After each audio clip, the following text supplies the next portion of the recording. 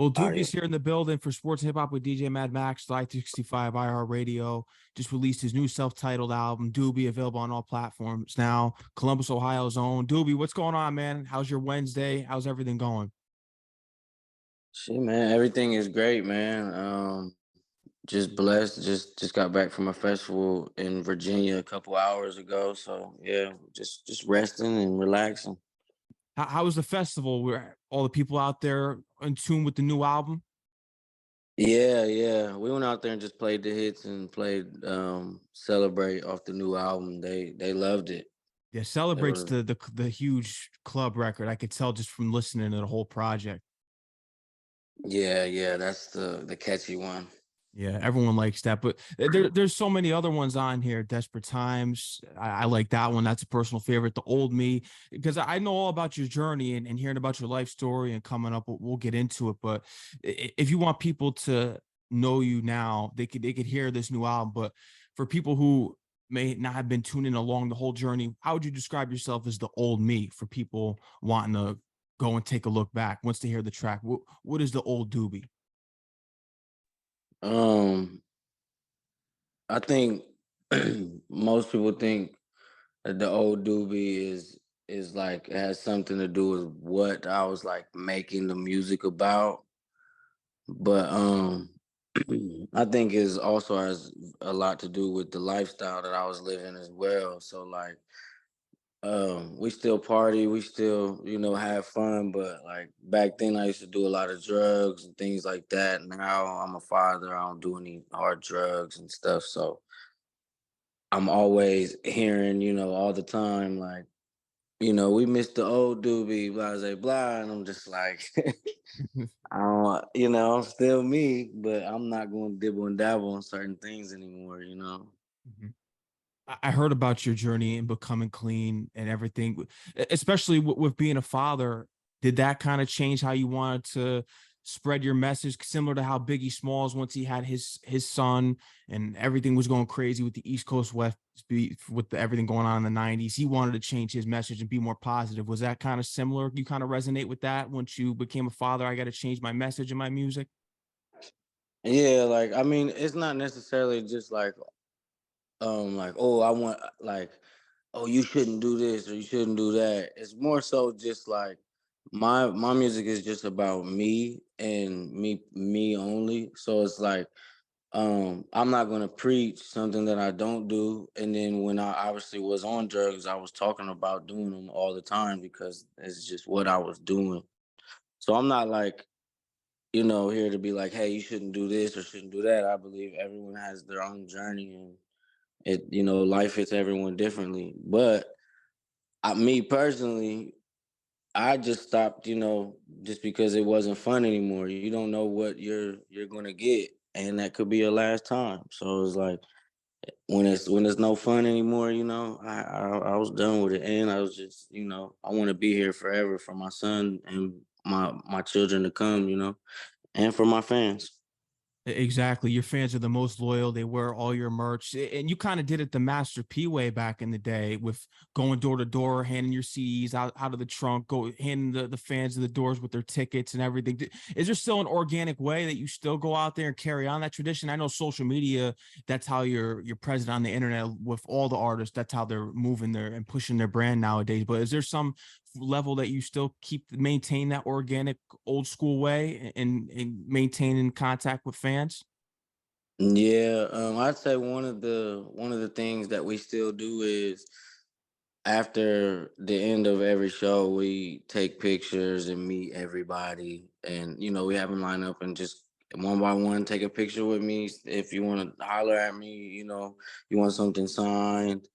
We do that at the end of the every show. At the end of every show, still, like yesterday, it was about like an hour and a half, almost 2 hours of signing and taking pictures after the show. So it was like, I feel like you got to stay humble because at the end of the day, these are the people that whose lives you're changing one. So you don't want to affect them in a negative way or make them, crush their dreams, basically. You know what I'm saying?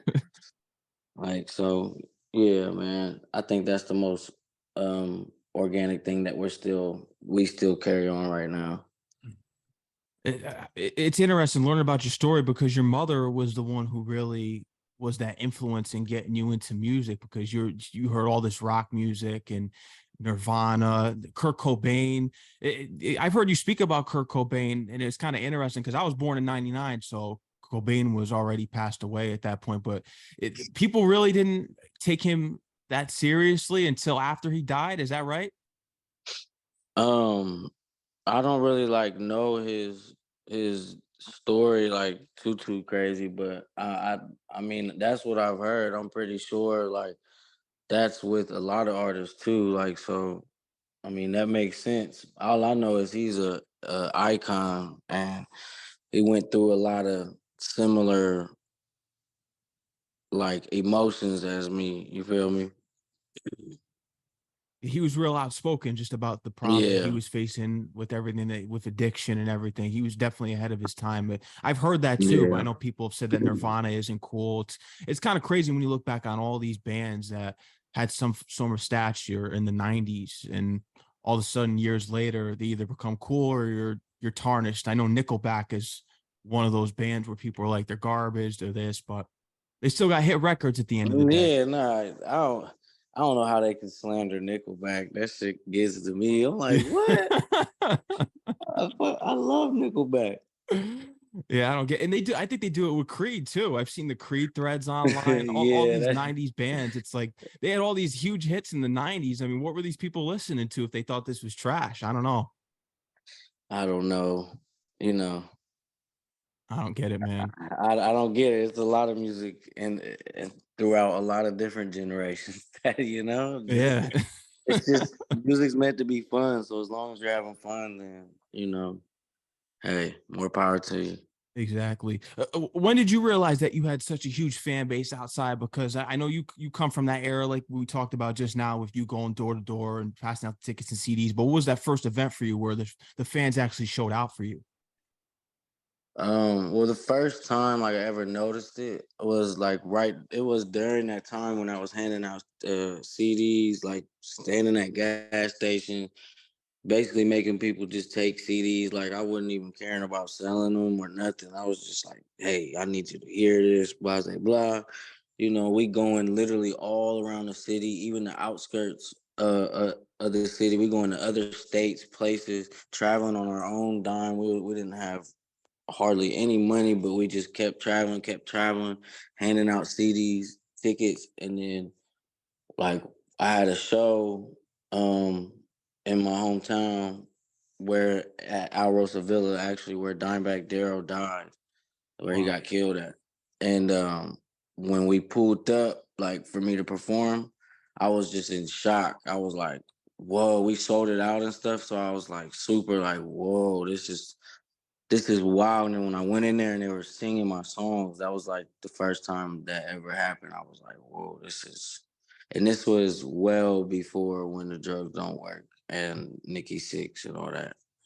Yeah, when the drugs don't work is definitely the one that put you on the map. Were you surprised that was the one that was to take off for you and put your name on the map? We knew it. Like me and my brother Highlight Hmm. and my brother Joe, like those are like we literally played my whole catalog of music at that time. And we every time we played through and like, man, this is the one. It's over with this one. But I didn't expect it to go that crazy. Like my idea of this is the one wasn't as big as what it ended up being. It took off. Yeah, yeah, it took off. That's man, I don't know. That blows my mind.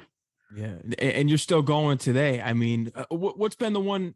Is Celebrate the one that you noticed? Because that's the one that's catchy. We said earlier, and you performed that at the festival that you came back from. Is that the one that's going to be taken off next? I think to be honest, like Celebrate was the one that we all, like before we dropped the project, we all agreed was like, yeah, this is the Yeah. hit, this is the one. And it's a great record to perform. Like I said, it's catchy. It's easy to sing along because you'll catch on to it after a few seconds. Mhm. But we've noticed a few other songs on this album that's going. that's kind of blowing it out the water. Yeah. Which ones that you can make? Because Love Don't Cost a Thing is one I wanted to bring up. But what are some of the ones on here that you notice are blowing it out the water already? um, I would say the old me, All Stars, All Star. Easy. They're all, especially the old me. I think the audio of just the old me right now is already at 500,000 on YouTube. You need the visual soon. That's what's gonna really Yeah, yeah. We've been talking about it. Love Don't Cost a Thing. I want to bring that up. Any inspiration from J Lo's record at all? This was kind of just your own message. Yeah, nah, it wasn't no inspiration from the her song at all, but um my brother came up with the treatment for the video though off the Nick Cannon thing. Yeah. So that was where the inspiration behind the video came to. But as far as the song, like I was just in the studio with my engineer one day and I just had like an idea and I just wrote it right there. And put it together. I like the music video. It has those early 2000s hip hop vibes. Yeah, yeah. That's like one of the only videos I have that is like daylight. Yeah, because you've described yourself in the past as being relating to a bat because you sleep all day and you record and work all night. Yeah. Ever since I got off drugs, though, kind of changed a little bit. Yeah. Now I'm like, my times are weird, but I definitely like. There's some days where I like recording during and like really early in the morning, but then there's most of the times I'm usually recording, from 8 at night till like 6 to 8 in the morning. Mhm. Yeah, no, most artists work at night, especially the ones that I've spoken to and just learning the history of many artists in the industry. They prefer recording at night. I did want to bring up your influences in hip hop because Outkast was kind of the first CD that you found. I think it belonged to your father, and I learned that my condolences. He passed away when you were 5, and you speak Yeah. about that on the album, being that you didn't really have the chance for him to throw the ball around with him in the yard, but now you get to do that with your son. Yeah, well, yeah, now I get the chance. See, my son's 3, but we still working on Yeah. it. But yeah, nah, like I remember, I don't know if you remember, like back in the day when CDs first started popping, and you had like the little CD stands that would be on the side of the TV, and The entertainment center, yeah. yeah, you line all your CDs up and They're stuff. like And a one day, rack, shelf yeah, rack on, like yeah. I never paid attention to that growing up. My dad died when I was 5, so Mhm. like I never paid attention to the CD rack. You know what I'm saying? We had like the old surround sound thing. Like so if I wanted to hear music, I just turn it on, and the music will play and stuff. So the little 6 CD player thing, Oh, yeah. yeah, that little thing. And so I never paid attention. But then when I got like 8, 9, when I started like writing poems and like really liking music and wanting to do music, I Mhm. just like went through his CD collection and I found AT Aliens. Shaq And then Diesel. yeah, Shaq and Shaq Diesel. I don't know why my dad liked that, but that's funny. That's so funny. I would play him that, and this is funny too. When I was a kid, me and my sisters used to love that "Baby Got Back" song by Sir Sure Mix-a-Lot. makes a lot. We used to have this kids bop type CD or something like that. We used to always play that song. Now on the kids, but this was actually Sir Mix-a-Lot? 'Cause I know with the kids bops back in the day, it was like covers of kids doing it. It was Was this like it was just like an edited version. okay? I don't think it was Kids Bop because this was. I think this was before that. Yeah. I think it was just like one of them mix CDs. I don't know what it was. Like what was the other one? Now you remember what Now, was that? Yeah, it might have been something like that, where it's just like a mix, but they're all clean or something.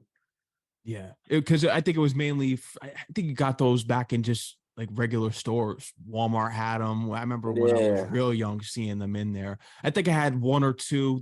They're more sold for in the family stores. They're more what was on the radio, so it was probably edited for sure. yeah. Yeah, this generation doesn't know about that. They never will. So it's kind of, I Memory, haven't even thought memory. about that in a while. Now in Kids Bop, that's taking me back. Yeah, I ain't thought about that in so long, man. Oh no, but it's crazy to hear your influences. But the song that made you really go crazy was with Chris Brown and Jordan Sparks. That was the one that inspired you to really rap and take it seriously because you were writing your own raps to that song. Was it No Yeah, Air? no, that was like this the first song that I wrote a rap to. Like I liked the like the guitar and stuff in it, and when they kept saying no air, how I'm supposed to breathe with no air, I just liked that. I don't know why it kept sticking in my head. So I'm like, one day, I'm like, I'm gonna write a rap, and I just chose that song. I don't know why to this day. I really don't, but I like that. And I just wrote my little rap, and I'm like, all right, I kind of like this. So I just started pulling up songs that I liked and writing raps to them. And it worked out from you in the Carter 2, the Carter 3 as well. Those are Yeah, some influences as far as albums go. So you were yeah, right big there influence. in Wayne's era. That's when he was dominating.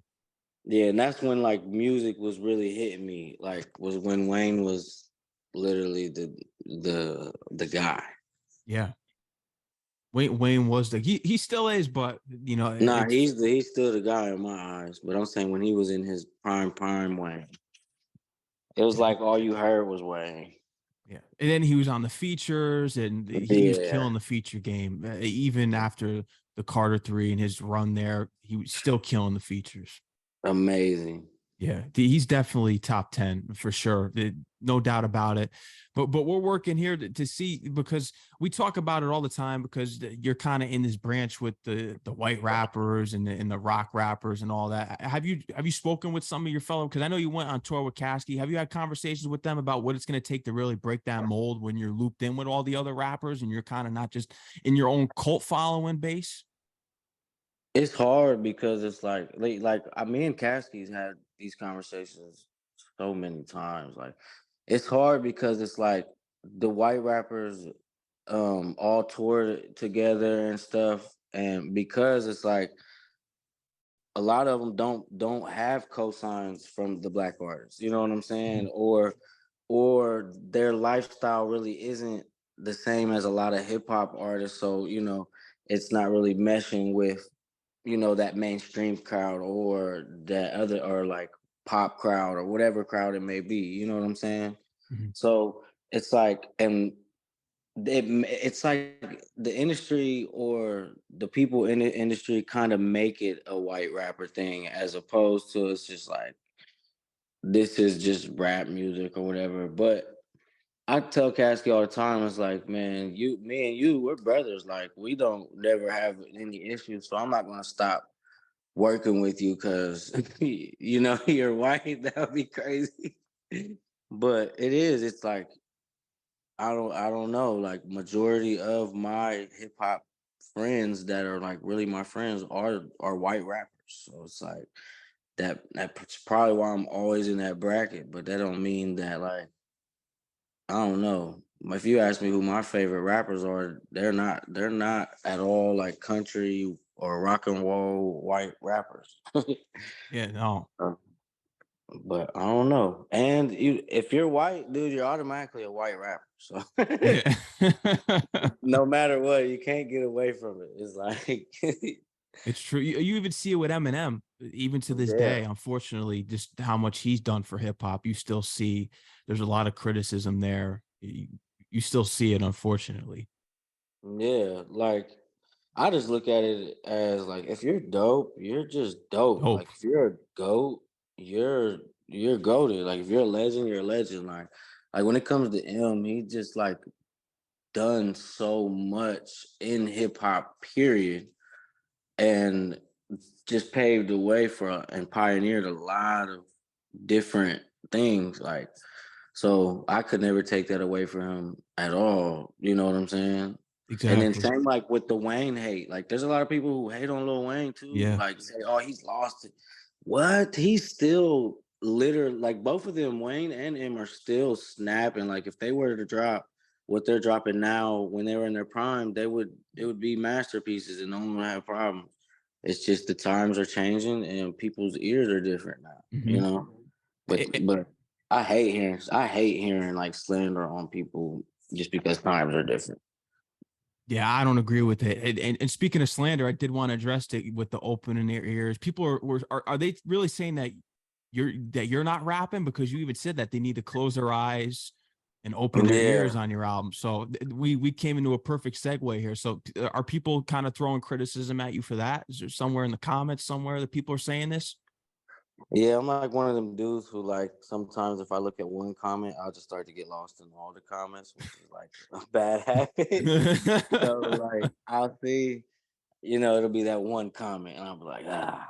And but nah, it's happened so many times like where one thing I've noticed is like a lot of my fans or supporters like they'll be like, ah, and that goes into that old Doobie talk too. They'll be like, oh, I miss the old Doobie, you sing too much. I just want you to rap. And I'm like, and I just like will play my album back, and I'm like, dude, I'm literally rapping all over it. But but I sing too, so it's like it's a mixture. You're gonna get both. I just be feeling like people don't really listen. They just hear what they want to hear, and it's like annoying. Mhm. Yeah, and I get it. I get it, man. Times are different now, but I don't know why people would say you're not rapping. You have a lot of other artists out here that are charting that have no business being on those charts, and they Yeah, clarify that as rap. So I don't know what's going on there. I really don't understand. It's probably just haters. You never know. It's probably just haters in the yeah. comments.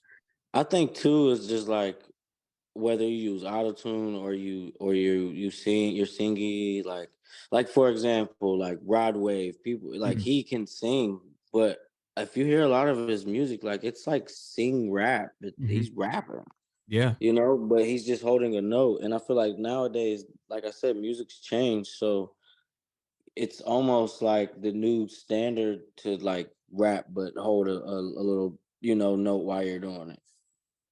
exactly.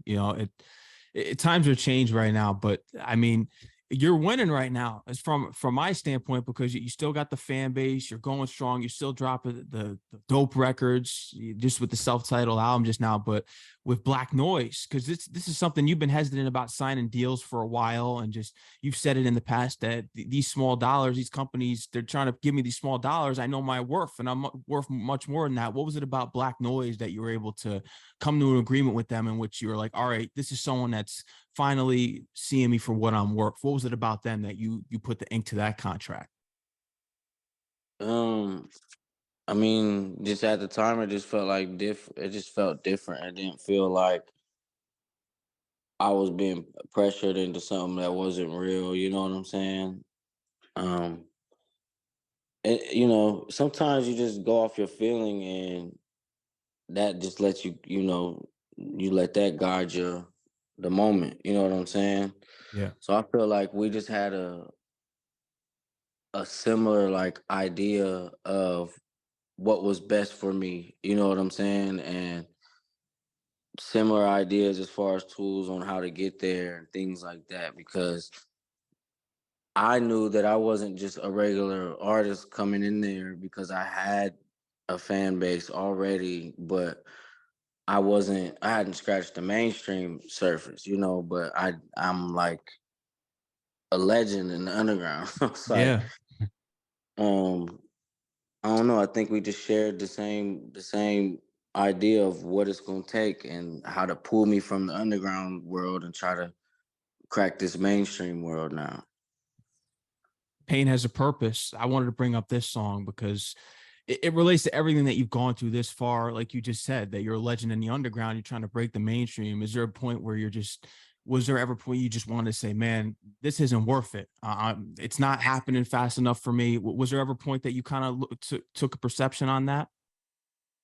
Yeah, I always feel like that sometimes. Like I still feel like I ain't even like I've accomplished some dope things, but I really ain't did much. Like I'm I've barely scratched the surface like in my eyes. So like I'm always like, man, when is it when is the moment gonna come? Cause like even now, like Nikki Six and When the Drugs Don't Work, yeah, they went gold, but that was, you know, however many years ago, like and now I'm just like what's next? You know, like we need to. It's got to be something. You know, Yeah. Well, like what is that goal? now. Because you got the record label down, you got the deal down, you got the records. So what do you think? You got the fan base. So what is that goal that you think that you're reaching for, that you want next? That major thing. What do you think it is? I want that number one song for real. Mm, Just that big record, that life changing record that you know solidifies Doobie as a whole. You know, to where it's just like, hey, oh yeah, he's serious. He worked hard for this. He deserves it. Like that moment. yeah. It's coming. It should be. It should have been here already. I agree. Pain has a purpose. You're always looking at it. When's my moment going to come? It should have been here by now. But when you look at the people you work with, from the Baby, Icewear, Vezo, even Be Real thinks you're dope. So what's your friendship with him? Because you've been on his show. What's your friendship with him outside when you're not on his show? You have a music relationship with him? Oh, we don't have no relationship No relationship. at all. Yeah, nah. You were just on his show for, I think, was it the Green Box? Is that what it was? The smoke box. Yeah, Smoke shout out to Box. him for having us on the show. And my manager Joe, my brother Joe, used to work with him and stuff, so they kind of put that together and whatnot. But no, it was a dope interview and all that. But me and him don't have no relationship outside of that one day. Yeah. Well, hopefully down the road there'll be a collaboration between you and Be Real. That would be dope. Yeah, nah, that would be sick. I'm always down.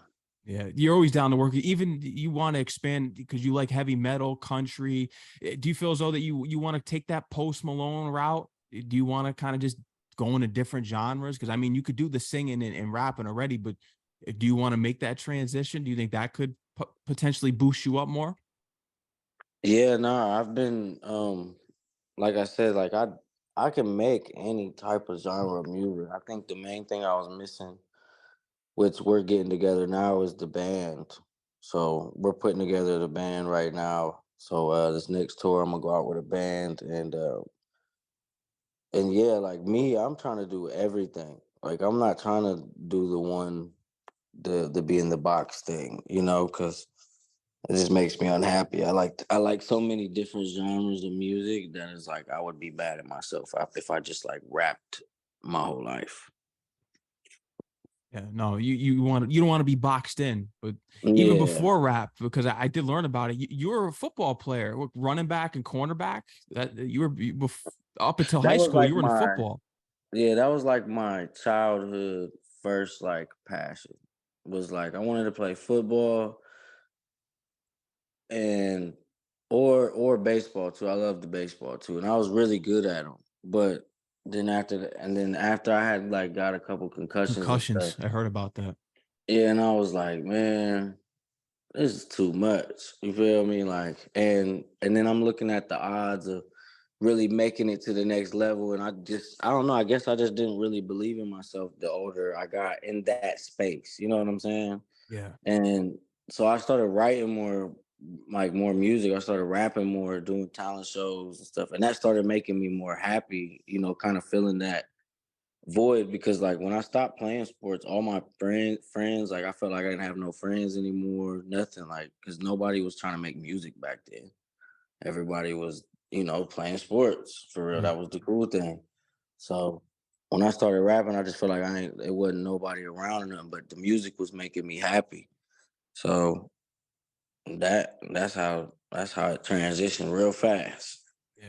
No, you got to do what makes you happy in life. And it's probably better that you took this route, because if you were getting concussions, we've seen what happens to football players Yeah. down the I road. wa- And yeah, football wasn't for me. yeah. Yeah, you're better off with this route, but you do root for the Cowboys. Your father was a Cowboy fan. You're a Buckeyes fan. You also like Notre Dame too. Yeah, so it's just a family thing. Like half my family likes the Ohio State Buckeyes, half of them likes Notre Dame. But I'm more of a Buckeye than a Fighting Irish for sure. Yeah. But hey, I ain't mad at them. Yeah. Definitely a Dallas Cowboy though. I mean, there's not no other teams. It's No, just the no. Cowboys. That's your mate. Is Dak the guy? Do you think Dak's going to lead you to the promised land? I love Dak, but I think it's over for Dak. Yeah. Yeah, he had his shot, man. I think it's time to rebuild, man. But it's all right though, because he gave it his all. You know, he played well, did what he could. It's just every dog has their day. Yeah, they do for sure. I wanted to get into Big Mike because you always do it for Big Mike. He passed away, and he was such a great father, and you talk about him inspiring you as a father as well. So, walk me through the first time that you met Big Mike. Um, when when was the first time that I met Big Mike?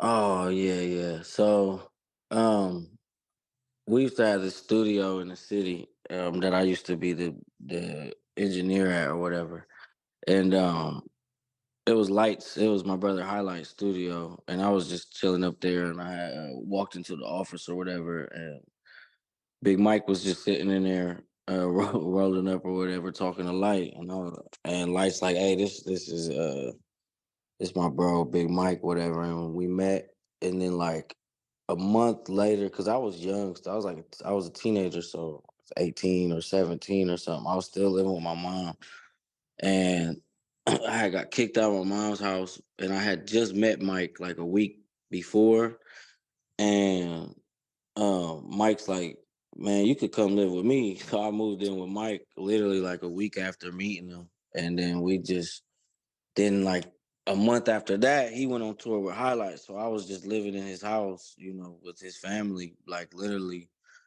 for a few months till he got back from tour. So I really still didn't know him, you know. And then when he came back, we was together every day, just years and years and years, grinding, music, and literally just one of the best fathers I've ever met in my life. Like when he came back from tour, when he left for tour, he had just had two twin babies. And so like while he was gone, I just kind of like helped out around the house and stuff, you know, with the girls and stuff. And when he got back, he just like I just watching him with his kids and stuff. It was just amazing because I was just a teenager and stuff, you know, young man. So it was just inspiring. I ain't never seen nothing like that. Rest in peace to Big Mike. I know he's a big influence in your life, as well as Light too, because you met him in the studio as well as an engineer in the studio. I think you were doing a hook for a group that you had in the studio at the time. He came in, Yeah, and well, this then was before I started. Before I was engineering at the studio, I was working with another group, basically as their producer, oh yeah, you and were they had making beats for them. yeah, like they had booked time in the building. In the building that we had our studio, there was like three, four other studios in there, and Light Studio was in the same building as the studio we were recording at, basically. So when we were over there, the homies I was recording with was like, "Hey, you might as well get on the song," and I was like, "Oh, okay, this don't never happen." So I get on the song, and Light walk in as I'm rapping, and like at this time in Columbus, Ohio, like Light's like DJ drama, you know, to us. So I was like, "Oh, what the, you know, like this is crazy, like whoa." And I'm rapping too, so I'm like, oh yeah, it's perfect.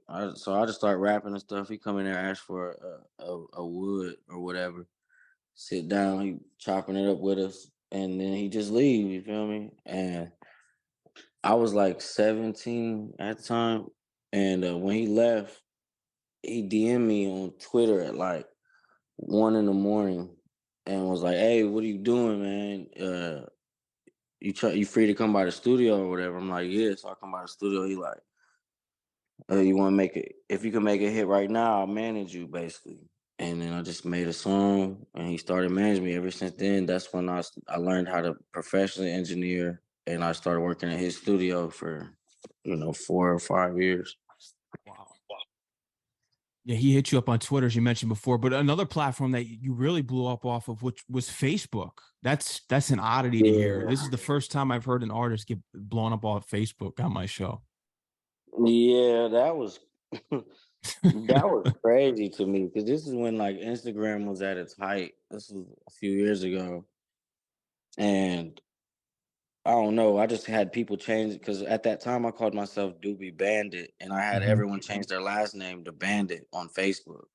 And when that happened, that's when I started noticing how big the Facebook platform was compared to anything else that I had. So I started feeding that a little more, and that's how I would, sell tickets and CDs and stuff was basically off the Facebook page because that was what was really booming. Shout out to Facebook. Yeah, Facebook. Yeah, that's crazy, man. You're definitely there's got to be some kind of like history chart out there for artists that have blown up there. You're right at the top because I haven't heard about artists blowing up off of Facebook. Yeah, I don't really. Yeah, You're probably the only one. Facebook and YouTube were the two that really skyrocketed my career. Mhm. 100%. Yeah.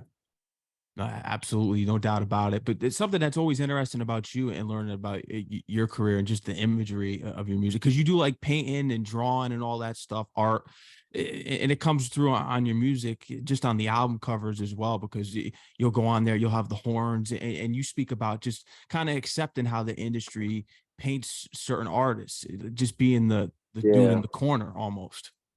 Yeah. Yeah, I feel like they have their, you know, I don't know, they have their artists who they want to be in the forefront, and then there's all these other artists who honestly, you know, to me, there's so many, all the best artists in the world aren't even heard, I agree. I feel like the best music isn't even out, it's not even in the public. And so when you have your own following and you do prove them wrong, but you still can't get in them parties and things like that because it's like, all corporate and however they set it up to be. But then when they look across the street and you're throwing your own party and stuff, obviously you're the bad guy because you can do the same things as these guys, but you just like you don't care about what they got going on. No, I think you're onto something with that for sure, especially with the imagery. Because this is interesting. I know you always consider yourself just a dark guy with the upside down cross imagery. Is this kind of a dig at how rock was perceived back in the day, where they would say, "Oh, well, if you play the records backwards, there's all these satanic things on there," because they're trying to say now that rap is the new devil's music and the devil's it's Yeah, crazy. Is this kind of like what you're trying to get at through that, or is I it not as think deep as that? yeah, I think back then, like when we were making these records and stuff, like now my brother owns a clothing brand called Holy Center, and it's a upside down cross and a right side up cross. And basically it just means, we all have, our wrongs. We're all not perfect. You know what I'm saying? Nobody's perfect. And basically, I think it's like when people paint paint you to be certain things, and that's what you are anyway. It's like so be it. Yeah. I am whatever you think it means. You know what I'm saying? At this point, No, I think you're right, man. I think you're definitely one of the most interesting artists out there that's being creative and taking it a step further through the imagery because not everyone can express themselves in the booth and outside of it yeah. as well. The point being is really like it's crazy how people pay attention to what they see and not what they hear, and that's what defines what's great music or not. Yeah. That's the how crappy the industry is. I could put an upside down cross on my anything and they will tell me that this is bad music because of what they see and not hear. Yeah. So And we saw, I mean, they did it with, I know he's controversial right now, but they did it with Marilyn Manson in the 90s. They were like, yeah, oh, he's terrible. He's this, he's that. But he made hit records. He had great music. yeah. I mean, like honestly, like look at Lil Nas X, right? Mm. His music is amazing, like fire music. But then like some of his videos and stuff, he's off the chain. Yeah. Same with Sam Smith. Oh, at the Grammys. Yeah, like it's like, are you? He's an amazing artist. Like he's just expressing himself. Like I mean, hey. I don't care what you do. Yeah, exactly. It's about the music. It's not, you know. Yeah, no, it's definitely an artist. That's how they articulate themselves, and you do it, man. You do it in your own way, and I appreciate everything that you do, not only just for hip hop but music as a whole, because you're trying to do everything across every genre, bring all the genre, piece everything together. So it's different. You don't have too Yeah. many people out here doing it, and you're doing it at a great rate, man. All the records that you've released this far going viral. You're looking for that life changer record. I think you have it already in the vault, but it's probably also on the way, man, because I know you're always working. So what do you have next from here now? What are you working on next? I know you're going, you're probably going to be going on tour here for Doobie. So Yeah. what's going to be up next for you on the docket? Well, just dropped the album. So next we got tour, somewhat sober tour starts September 21st in Salt Lake City, Utah, I believe.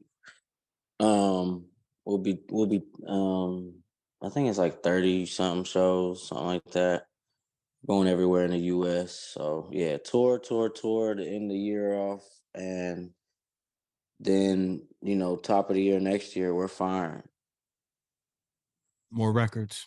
More records, more movement, more everything. I Like, know you're willing that you're open to work with anyone, but who's someone in your mind that you want to get that feature, that you want to get in that studio? I know people are all big on, oh, we'll send the verse in the email, get that. Who's someone you actually really want to connect with in the studio?